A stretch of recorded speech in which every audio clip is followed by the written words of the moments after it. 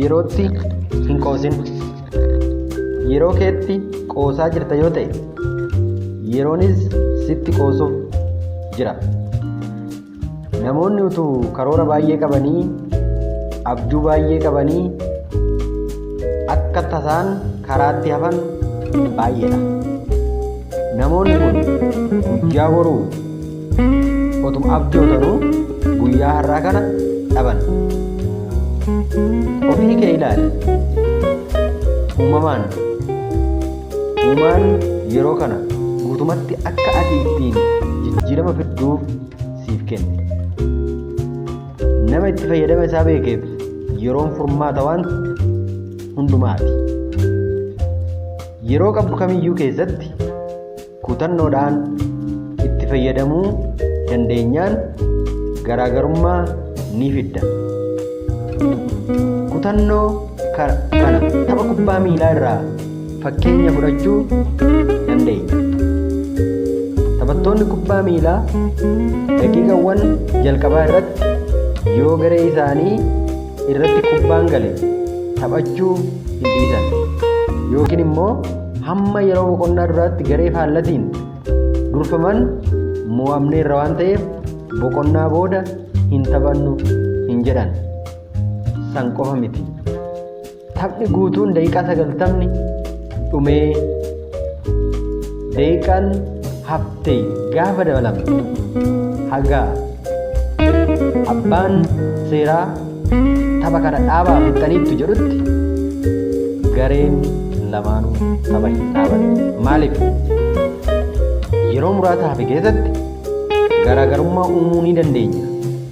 Yeroo hafte kana keessatti mo'achuu ni dandeenya jedhanii waan amananiif amma daqiiqaan isaaniif kenname dhumutti kubbaa garee faallatti galchuuf yaaluu isaanii hin dhiisan.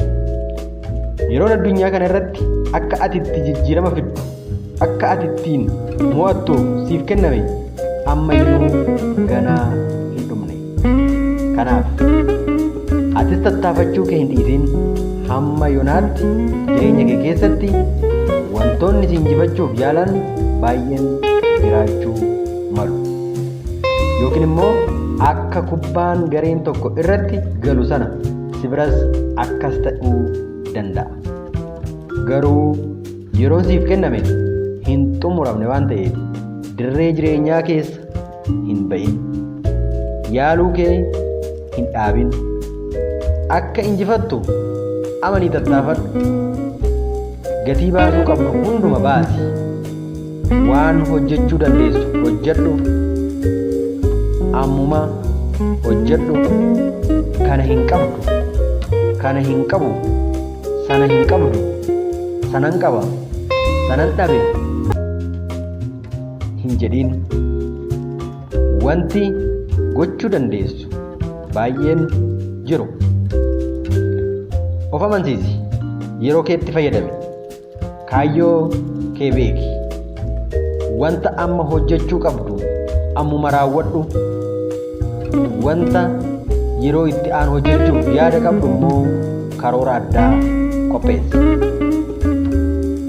Karoora kee gara fiixaan ba'umsaatti fiduuf kutannoo qabaadhu. 3 kee qabaadhu. Kaayyoo, karoora, kutannoo. Kaayyoo jechuun kaayyoon si milkeessiti. Kaayyoo qabaachuun abdiidhaan akka jiraattuuf, obsaan akka turtu humna siif taati. Karoora yoo qabaatte waan hojjechuu qabduu fi waan hojjechuu hin qabne adda baafatta. Kutannoo milkaa'ina barbaaddee fi guddina hawwitetti seenuuf kutannoo qabaachuun hunda caalatti barbaachisaadha. Kanaaf gonkumaa yeroo keetti hin qoosiin.